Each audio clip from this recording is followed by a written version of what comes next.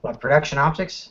Yeah. I was really surprised IDPA didn't do it. Like I thought that was. So was I. I thought they would. I figured they would take it before we would, definitely. But I would, and besides that, I was like, it's like a golden opportunity for IDPA to offer something that USPSA doesn't, and they didn't. They offer a lot of that. It's the guy standing behind you while you shoot, holds his finger up in the fucking air the whole time.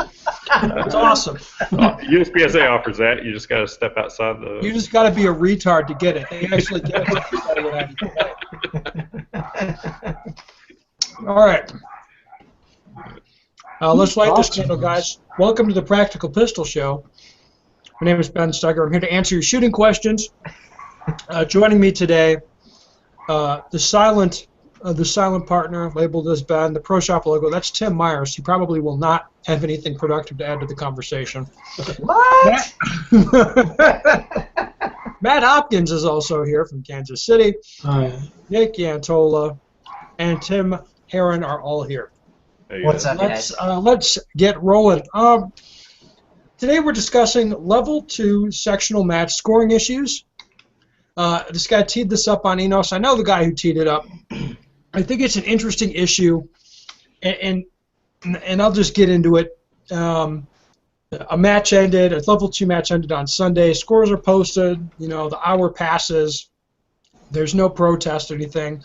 On Monday, he gets an email that there's going to be corrections to the scores, this, that, and the other thing. And there's some corrections happen. Some corrections are fucked up. Whatever. His main point is the process or the rules governing it seem broken to him. That's his point. The rules, as they're written, do the rules properly address limitations of digital match scoring and its associated nuances? If scores are changed after the end of a match, what is the process for notifying competitors that they need to recheck or validate their scores? And what are the time constraints for that? If the second change to scores introduces a new error that affects someone that walked away from the match thinking everything was good to go, how does that person find out there's a new problem? Nothing in the USPSA rulebook that I can find addresses any review period other than the original 1 hour unless the procedure is posted beforehand by the match director. So how is this issue being handled elsewhere, and what is USPSA's stance on it? Election year might be a good time to work some kinks out of the rulebook. Perhaps I'm missing something is what he says. Hopkins, what's your take on this? I think once you say the scores are final, they have to be final. You can't be adjusting people's power factor or doing something that affects the actual results. You can add a USPSA number to a shooter. I think that is no problem at all. That's more like clerical work. If you do something that affects the scores, like on the next day, I think that you should not be able to do that. Like, once the scores are final, they're final. Yantola, what do you think? Well, so first of all, I'll state that I actually have not read this part of the rule book or most other parts of the rule book. Well, you've gone to a lot of matches. So, right? But okay, so it sounds to me, based on the description of the thread, that the rules were probably not followed. All right, but stepping away from the rules. So if we don't consider the rule, my thought is that the important part is to get it right. Okay, you know, especially if there's some kind of money on the line, but even if there isn't, it doesn't even really matter. But the goal should be to get it right. Okay. I know it sucks if you have to wait, even, you know, especially till the next day or something. But if it's not right, what are we doing here, right? I mean, I agree with that. That's a very good point. Oh, but well, you can't call them final the day before then. Hold on. After that hour period, you can't call them final. That's exactly right, though. And then change them afterward. Right, an arbitration period is a 1 hour arbitration period. Just say they're not final yet, and you got to wait till the next day. All right, guys, I have a question for Nick. Nick, so you got the goal is to get them right. So let's say the hour elapses or whatever. I mean, the match is over. It's a section match, so it's Sunday night. Typically, they hand out some plaques. The next morning, the match director gets an email from this guy that should have won A class, but there was some sort of snafu, and he was. I mean, this isn't unrealistic that the guy's in transit, a Sunday night, going home from the match. He's got a long drive. He notices the fuckery the next day, and he emails the match director, and his A-class plaque that he worked hard for, that's gone to somebody else. What do you do? Well, you know, at that point, I guess I got to agree with Hopkins. If But we they got to have, get it right. well, But if what the are we rules, doing here? okay, I want to get it right, yes. But if they've already declared a final, hand out plaques or whatever, then I guess it's final. But I don't know. I would question the rule. Maybe at that point, I maybe agree with the thread starter or whatever. Like, maybe it's time to look at that rule a little bit. But if you, this is one of my culture shocks coming from, like, when I first started shooting USPSA. I was my first USPSA major. Okay, the match is over. I take my gear off. I run over to the area where, you know, the pavilion or whatever, and I'm like, yeah, we're gonna have an award ceremony, and then I'm gonna go home. And that didn't happen. All right, we were there until I think we were there until 10 o'clock that night. And I'm like, what in the world is going on here? Okay, I don't know if it's a scoring system. I believe it is, but I was like, you need to be able to get scores out in a more timely manner, and I think technology's helped with that. So, you know, I don't know. It's just you got to be. It sounds like this kind of one-off situation, and maybe you don't need to fix something that works 98% of the time. But you gotta have scores out right after the match. I mean, that's people want to see them, and that's the way that big-time sports work. You get to see the result as it happens, like in real time, or within 10 minutes after the match. I mean, it's not. We got to find a way to avoid this situation. If it requires a rule tweak, fine. But you want to get them right, and you want to get them right after the match, and that's the only way to do it. I mean, I realize it's a volunteer sport, but somehow that, you know, we got to address this and have it right 90, you know, at all times, in my opinion. All right, Heron, It's what an do you unfortunate think? situation. Well, I mean, I think we've got we kind of already have a rule in place for level 2 and higher matches with the arbitration period. The rules in place. The rules were not followed in this case. Right. And in a So lot of other cases. This Yeah. isn't exactly like a one-off situation. This happens all the time. right, and that's the thing. I mean, do we need a rule to help enforce the rule that's already there? You know what I mean? I don't see there needing to be an extra rule set in the book to be. Are the rules? Would you say the rules is broken in some way? I don't think the rule itself is broken. I think whoever was probably scorekeeper at that match decided to then break the rule.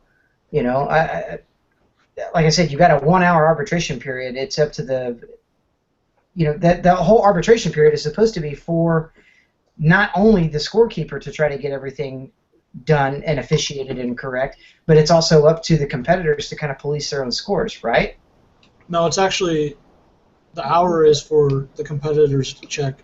All stats should be done at that point. Right, which that's what I'm thinking, though. It should be kind of like to police their own scores, to be able to figure out if there are any kind of scorekeeping mistakes, to be able to correct those mistakes, so that after the hour, when the scores are posted and finalized, that's it, they're done. Perhaps the competitors can police their own scores, but how do they police everyone else's?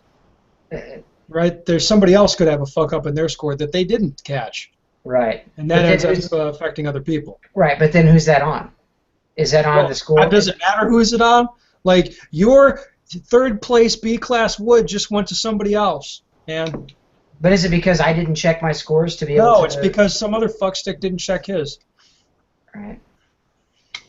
How can you fix that with the rule, though? Right. Like, I mean, how can you fix that? exactly. I don't think you can. I think a lot of people would look at this and say, hey, an hour to declare the results final, that's not enough time. That there should be some provision. Are you kidding me? Have you ever shot... Correct. God damn it. You've shot Area 3 before. You get done shooting by 5, and they don't even have the awards until, like, 8. So how in the hell is there just a 1-hour arbitration period? Tim, I have shot many matches. I have very infrequently attended award ceremonies. Right. I've never attended one for Area 3. I'm just telling you now. So I mean, when you're the whole complaining, arbitration I don't know period what the fuck you're talking about, because why are you still takes there, forever. man? It takes forever. I mean, a 1-hour arbitration, okay, if you made it a 2-hour arbitration, does it really matter at that point? All right, well, let me throw out a little scenario. You guys may remember a few years back at Multi-Gun Nationals, there was a national champion declared in a division, and then a week later, people called shenanigans on that for one reason or another. and the person DQ'd themselves after the match a week later, and it changed the results of the match, and the USPSA changed the results. So what do you think about that, man? Hopkins, you fine with changing the results of a nationals a week after? I think that was the right thing to do for that Oh, 1 hour, it's final. Oh yeah, exactly. What are you gonna square the circle for me, man? Dude, why couldn't they just not? Fuck, I don't know. They need to have a Wait, they need to have a provision in the rules to allow people to correct they correct have results. people on a forum check the results. I agree with They that. can't I really delete. agree with that, honestly. Can't deem them final until a group of forum members do all the results and see That's all how the the internet gets a week to chew on it, and Yeah. then it's final. Then you can take your plaque and hang it on the wall. But you can't hang that shit on the wall beforehand. Is that what the rule's going to be? Yeah. What do you think, Tim? Would you let them change the results of the nationals a week after? A week after, man, They did. I know they did. I know they did. Is it right? I don't think it's right. Well, how's it right that the second place guy's not national champion when he's fucking national champion? You're very right. But I mean, at the same time, you've got to look at if there's a rule in place. We got to follow the rules, no matter how stupid they are. Then why is it a stupid rule to begin with? I mean, that's what we're saying, right? Like, even if the result is fucked, the result of following this rule, we're gonna follow it. Dude. Then why is there a rule in place to begin with? You know what I mean? You got to look at it that way. If there's a rule in place, and that rule is in place, and that rule is followed, then did we or did we not do everything? Do you follow every rule? Supposed to. Do you speed a little bit? Do you maybe dip stop at some stop signs? I mean, right. Shouldn't we just decide what rules that we like? What rules make sense to us and just follow those? Then what's the point of having the rules to begin with then, right? Well, of course, we have to have the integrity of the rules is an important thing, right? Right. Or is it? It that's is. why. So, okay, with this being out there, would any of you want to look at perhaps changing the rules that are in the rule book? Have a different procedure in place, something that allows us to declare the match final, after an hour, and then maybe some sort of backdoor mechanism for putting in corrections? I have a suggestion in terms of... Yes, I would love to hear it. Finally. All right, if we're going to tweak the rules, make the rule that you have to have them posted on the internet in a conspicuous place on Practice Score or USPSA during the time frame when current rules just says you have to have them posted at the range, okay? Because the way it is, people leave the match, all right? People leave the match because the scores are not done right after the match, and most people have long drives. So put them at least on the internet and allow the arbitration period to be virtual at a minimum, okay? And still, if you have something that comes up a little later, and say if you're a division champion or a national champion or whatever, and you didn't legitimately actually win that, I mean, do you want to keep the plaque? What does that mean at that point? Yeah, you want to keep it. It says national champion right on it. Yeah. And exactly. and then you can take it to an engraver, and then write Antola can suck it. You can get that engraved on the bottom. At least make the arbitration period virtual. I've got That a would not national be hard. I've got an idea. I can make use of a plaque that I've got. You can make the arbitration period virtual, and I've been to a match where they've actually done that. Like it had ended, and it was like there was some circumstance where they couldn't post final results. Maybe their printer was fucked up. Yeah, it was actually probably that. It could have been. I don't know. Whatever. It doesn't matter. They said we will post finals on USPSA. The arbitration period will be from this time to this time. It was like an 8-hour arbitration period. Or it might have been a whole day, whatever. I think that is good. If they disclosed it before, yeah, I think. They did it like right after everybody was done, waiting for the awards. They're like, this thing is fucked up. We can't fix it. We're going to post them on USPSA tomorrow morning. There'll be a 24-hour arbitration period. There. I think that's perfectly acceptable. Oh, wow. Tim, you're going to have a long wait at the range, dude. What do you think? Yeah, you're just going to do away with the normal. You're not going to have a post-match awards, whatever. There's no chance of that happening then. Right. Maybe that's fine, but But yeah, You could do that, Like a and you rule. just have to use the rule book, how we have it now. Or you could do it where you say, what is that? The we're going to range of mail out discretion. plaques. Wait, hold Why on. not? They could give out the awards at the awards ceremony, like best dressed, most likely to succeed in other matches, or Like a high whatever. school Hand yearbook? out those awards and Alright, then lady. mail out the plaques for performance and shit later. That's an idea. Yeah, why not? It's not a good one, but that's an idea. Dude, the only award ceremony I have seen attended well is this year at the Barry Still Open. Why? Other than why, I don't know. It didn't make sense to me why there were so many people there compared to other matches. I think it was because they had like a team shoot-off thing, and that was actually decent to watch. Other than that, there wasn't really. They had the awards ceremony or the prize distribution after that. That might have had something to do with it. All right. Anybody else have some final comments on this issue? I think this is interesting, and this is USPSA, whoever gets elected. So when Paul Hyland gets in, he should take a look at this. Fixing this. Right before production optics, right? I would prioritize this a little ahead of production optics. Anybody else? You got any more comments on this from anyone? I think It's okay not to. I think we beat it over the head. Yeah. All right, cool. We are going to move on now to a shooting question. Let me pull this up. Here we go, guys. You're going to love this shooting question. You're going to love the shit out of it. All right. I know how you hate gear questions, but here it goes anyways. Primarily, a little background on himself. I primarily shoot IDPA, blah, blah, blah. No one gives a shit. Okay.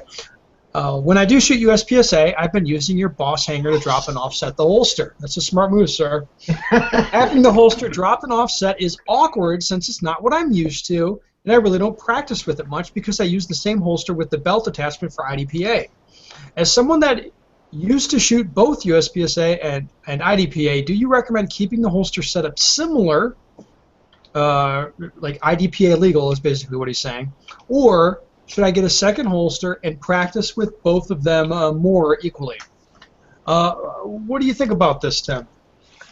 As somebody who probably had more of an IDPA legal setup, like with my single stack stuff, because I didn't use a dropped offset anything, and now I've just went to a boss holster hanger and stuff. Obviously you're going to have to spend some time with that equipment in order to get good with But he's it. still going to shoot IDPA. He doesn't want his USPSA gamer fag gear fucking up his IDPA game. Then what was the point of buying it?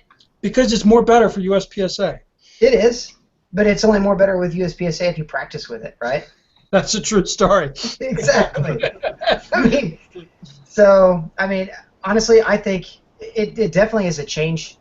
It's a change for me. Like I've had to work a lot of dry fire in with it, just because of the fact that it's another inch out and another, say, ½ inch to 3/4 of an inch lower. I mean, it's changed my draw, but at the same time, dude, it is what it says. It's boss, and I like it. He primarily shoots IDPA. If he primarily shoots IDPA, then he needs to stay with the gamer stuff that's used in his primary. No. That's no gamer that's stuff carry in gear, motherfucker. I know what you're talking about. Okay. Nick, what's your take on this?